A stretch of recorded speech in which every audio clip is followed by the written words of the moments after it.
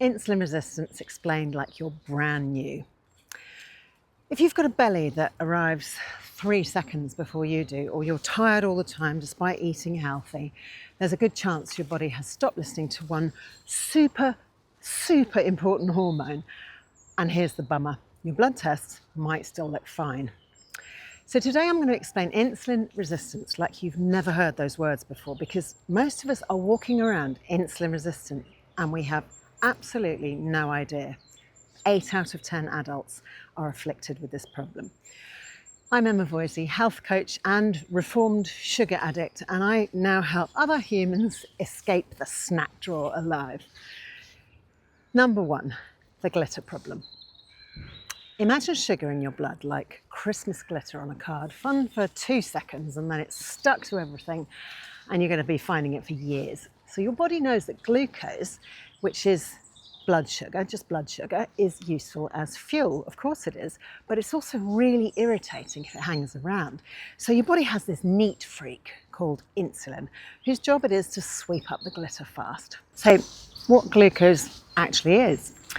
Glucose is a tiny sugar molecule that your cells can burn for energy. A little in the blood, absolutely fine. And when I say a little, I mean just 1 teaspoon max, 5 grams, 1 sugar cube. For your entire bloodstream, that's roughly 8 pints or a whole bucket of blood. A lot, on the other hand, that becomes a problem. So if glucose lingers, it starts sticking to proteins in your blood and in your tissues. That sticking process is called glycation. Think of it like a thin, sticky caramel coating on your proteins. Once they're coated, they don't work properly. So imagine leaving a pot of milk on the stove.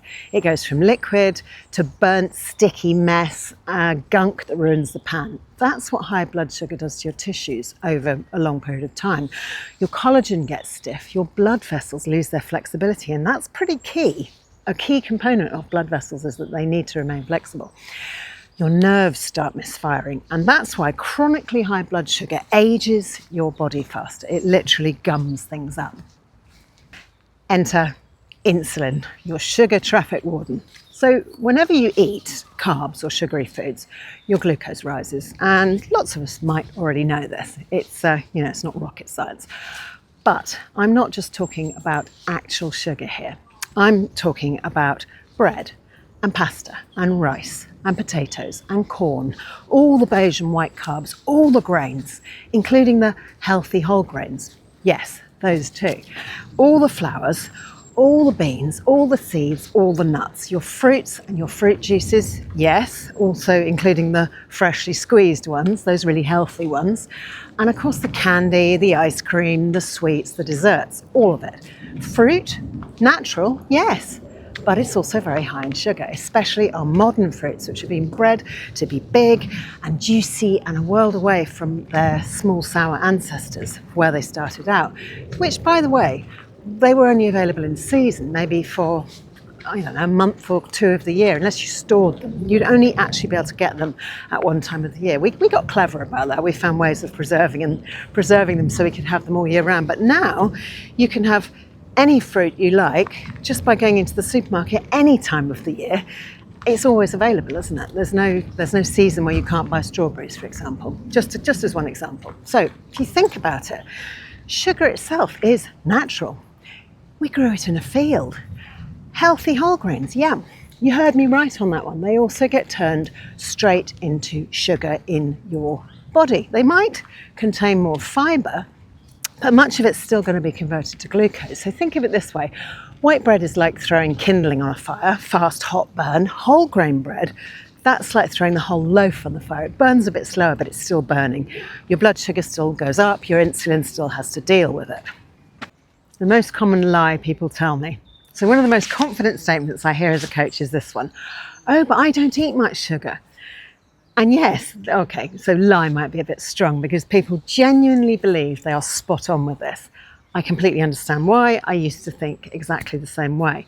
Here's the problem. There's this differentiation between that people make when they talk about natural sugar, like the sugar from fruit or honey or whole grains. They think it's somehow different, gentler, healthier, that their body handles it differently. to the white sugar lump that you pop in your coffee. But here's the truth. Your body doesn't care where the sugar came from. A sugar molecule is a sugar molecule. Whether it came from an apple, a slice of whole grain sourdough artisanal bread, or a teaspoon of table sugar, your pancreas responds exactly the same way. Insulin gets released, blood sugar spikes, and your stores, if they're full, yep, it gets turned into fat. Fruit, yes, it's natural. But as I already said in the previous section, modern fruit has been bred to be bigger and juicier and loaded with sugar. Why do you think that modern fruit is so delicious? Because manufacturers want us to buy it and eat it in abundance, follow the money. So this stuff is a world away from the small, sour, wild fruits that were available to our ancestors. And also only available to them when it was in season. They didn't have refrigeration, they didn't have airplanes to fly all over the world. And we learned how to store fruit, we learned how to preserve it, but that came later. So an apple today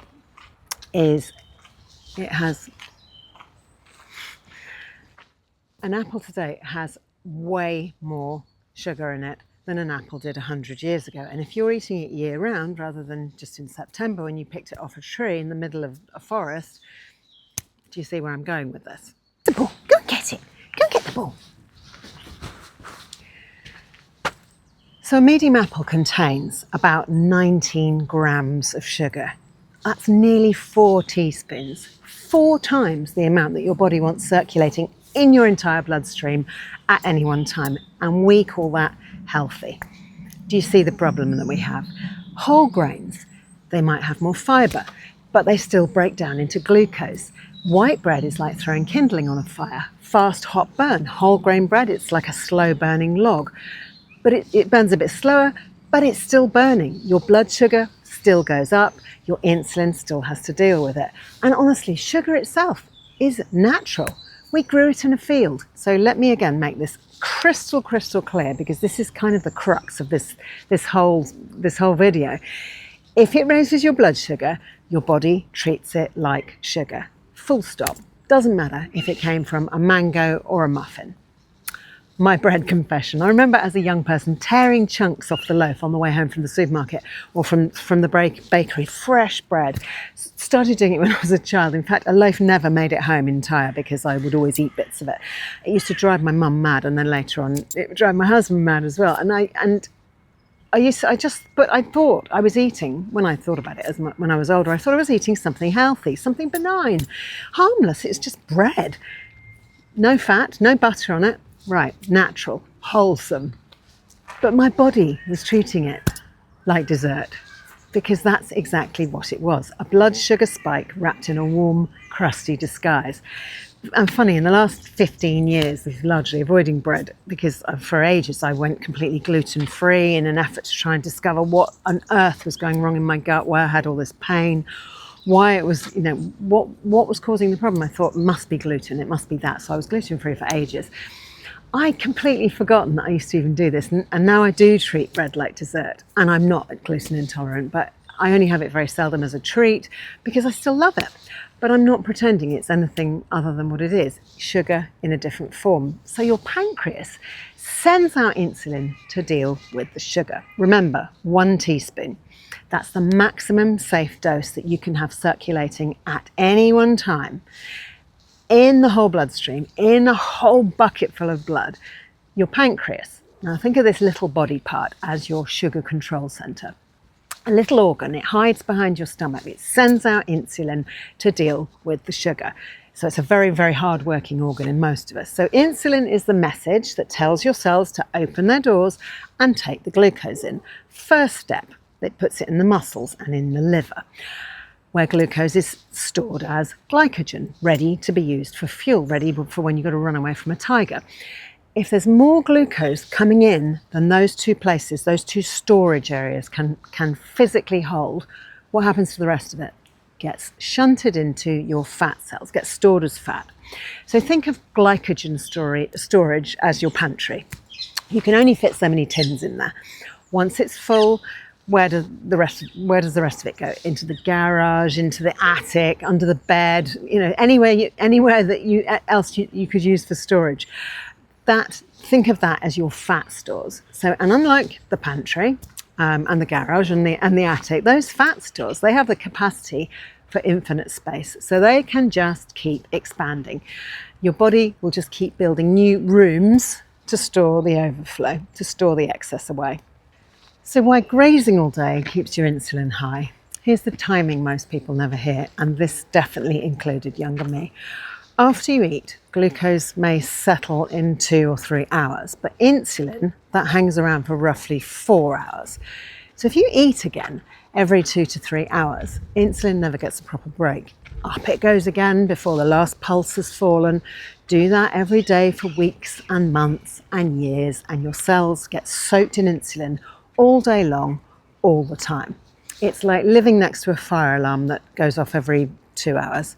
First you jump up and respond. After a few days, you're going to start ignoring it. And then after a few years, well, you can sleep right through it. That's your cells learning to tune insulin out. And this is where so many of us go wrong. So let me tell you about Linda. One of my clients, Linda, not her real name. She came to me last spring absolutely convinced that she was doing everything right. She'd cut out the sugar. She walked every day. She'd even logging her meals. She was doing everything right, but the belly fat wouldn't budge and her energy crashed every afternoon.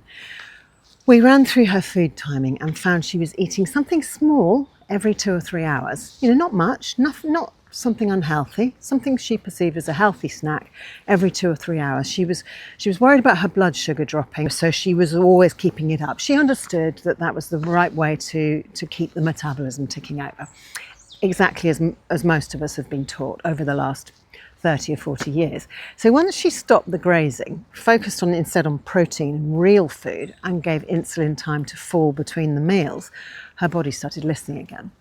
So within 4 weeks, her fasting glucose dropped by over a full point, and the bloating that she'd lived with for years had gone. And that's the power of understanding how insulin actually works. It's not starving yourself and not cutting everything out. It's just eating in a way that lets your hormones calm down and your body start to burn fat again. If you want to see what this could look like for you, you can book a free discovery call with me. We'll look at your own eating pattern, your sleep, your stress, your blood sugar habits, and I'll show you the first steps to start reversing insulin resistance naturally. The link's at the top of the description below, and it's also pinned in the comments, and it's completely free to get started with this process. And here's another bombshell. Eat all the way up to bedtime, and now you're trying to sleep and rejuvenate, but there's still masses of insulin circulating in your body. But it's nighttime, and your melatonin, that's your sleep hormone, is trying to rise. These two hormones, insulin and melatonin, they cannot be high together. They're like polar opposites, not polar bears, which incidentally also prefer to be alone, but I digress. What insulin resistance means in plain English. So if someone was shouting at you all day long, you would eventually stop listening. It would get really tedious, boring, annoying, and you would just tune it out. It's like when you're on a journey with the kids in the back of the car and they start saying, "Are we nearly there yet?" Like that. Oh, Mikey's found a friend. So if a hormone's shouting all day, your body eventually stops listening to it too. So cells begin to ignore insulin's constant knocking on the door. The pancreas then has to shout even louder by releasing more insulin to get the same job done. So the pancreas is now working a lot harder. And that, my friend, is insulin resistance in a nutshell. Meanwhile, your blood test can still look fine for a while because the extra insulin is forcing your blood sugar down. But in the background, insulin is sky high, and that's your quiet damage maker. Silently, stealthily. It's like having a leaky pipe in the wall. Everything looks fine from the outside. The paint's fresh, the wallpaper's nice and neat, but behind the scenes, there's water damage building, mold growing, structure rotting. By the time you see that stain on the ceiling, that damage has been going on for years. So in a younger person who eats plenty of sugar, not apparently an issue. I mean, it is, but nobody notices it. You get tested. The sugar looks normal, but the insulin behind the scenes is sky high. This is the trap that we all, or most of us, unknowingly fall into, the hidden danger, the 8 out of 10 adults that suffer with insulin resistance.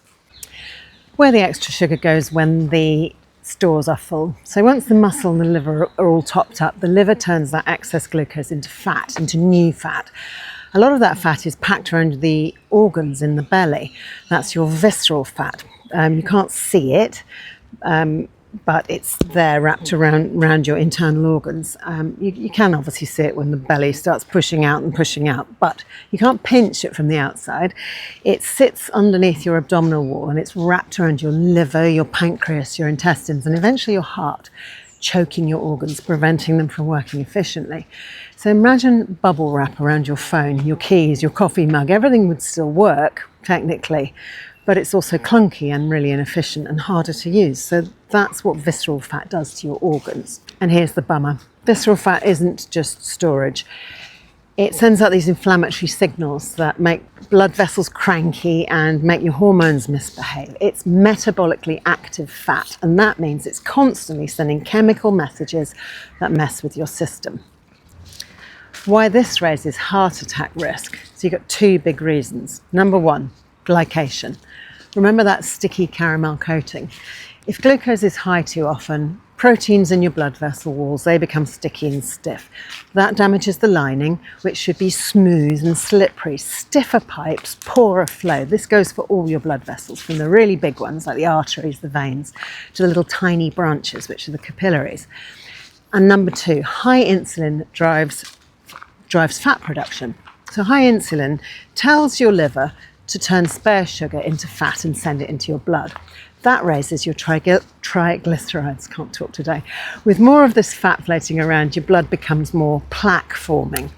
So if the artery lining is already irritated and sticky from all that high sugar, the fat is going to stick to it more easily. And over time, the sticky gunk builds up into plaque. And plaques can crack and cause clots. The body sends cholesterol to patch the cracks, like internal elastoplast. And this is why cholesterol is always found at these plaque sites. And then cholesterol gets blamed, and that's like blaming the firemen for the fire just because they're always at the scene. Cholesterol isn't the villain here. Cholesterol is the repair crew showing up to fix the damage that was caused by the sugar, by the inflammation. And that's how your risk for heart attacks and strokes goes up. And this is also why it's so much more than calories in equals calories out. It depends on where those calories are coming from. Tuna is not the same as bread, and a chocolate muffin is not the same as chicken. If any of this is starting to sound uncomfortably familiar, the belly fat, the constant tiredness, the feeling like your body just isn't responding the way it used to, you're not alone. I work with people over 50 every single day who thought they were eating healthy, but were unknowingly keeping their insulin sky high all the time, all day long, all week long, all year long, for years. So if you're ready to understand what's actually going on in your body and get a clear plan to reverse these symptoms, you need to book a free discovery call with me. We can look at your habits, your energy crashes, and your metabolism. And I'll show you exactly where to get started. The link is at the top of the description, and it's also pinned in the comments, and it's completely free to book a discovery call with me to get started. So let me keep going, because understanding why the belly fat appears in the first place is actually half the battle. So why the big belly tells the story. If somebody has a waist bigger than half the height of their body, or the classic firm round belly, it often signals that insulin has been high for quite a long time. From the back, they look fine. From the side, the belly gives it away. That's the insulin pattern. Let's talk about what waist bigger than half your height looks like in real terms. My waist is 28 inches, give or take. My height is 68 inches. That stays the same. So half my height is 34 inches. That's only 6 inches until my waist is half my height. Now, if I go out of that category, if I go beyond that, I wouldn't have to gain a lot of fat to get my waist to be 6 inches bigger. You can see why so many people are affected by this. So let's talk about fasting versus basic calorie cutting and the simple differences. So cutting calories without changing the timing can slow you down and make you lose a bit of everything, including muscle. Short fasts or calm eating windows, on the other hand, they will lower your insulin between meals. So you switch back into burning stored fuel, especially visceral fat, much sooner. You're letting the insulin come down and you're not poking at it like poking at a bear with a stick all day. It's the difference between constantly interrupting someone while they're working versus letting them get on and just finish the job. So when the insulin drops, your body can finally get on with the task of burning all that stored fat. But if you keep spiking it every few hours, it never gets the chance. That's why gentle, time-restricted eating and cutting snacks can feel magical for your middle. So let's do a 1-minute recap. Glucose is fuel, but it's also an irritant if it lingers. It then becomes toxic, like that friend that came for lunch and still hasn't left by 8 p.m. Insulin sweeps glucose out of the blood and into storage. If you spike insulin all day with frequent carbs, frequent snacks, your cells simply stop listening. The pancreas shouts louder and you live with high insulin in the background. That's your coffee with a cheeky Danish at 10 a.m, your mid-afternoon cup of tea and cake because it was somebody's birthday and they brought it in and they made it, it was a homemade cake, they made it specially. That handful of cashews while you're making dinner, or the glass of red wine or two while you're watching Netflix and chilling before bed. Excess sugar gets turned into visceral fat, which is inflammatory and it raises heart disease risk. And that is still the world's #1 killer. So if you lower the frequency of eating, you lower the sugar load, give insulin a rest, and then the body can start burning that visceral fat and calming down all the inflammation. So here's a simple checklist for you to remember. So fewer spikes, fewer meals, real food, move daily, sleep, food is fuel. Stop treating every meal like a big celebration. So my day on a plate. So my breakfast, this is what my typical day might look like. People are always asking me. My breakfast is usually eggs or some canned fish. I love sardines, mackerel. Maybe sometimes I do chuck a load of ground beef into the pan and cook it up with some eggs for added protein. Always some fermented veg, maybe a little half cup of kefir.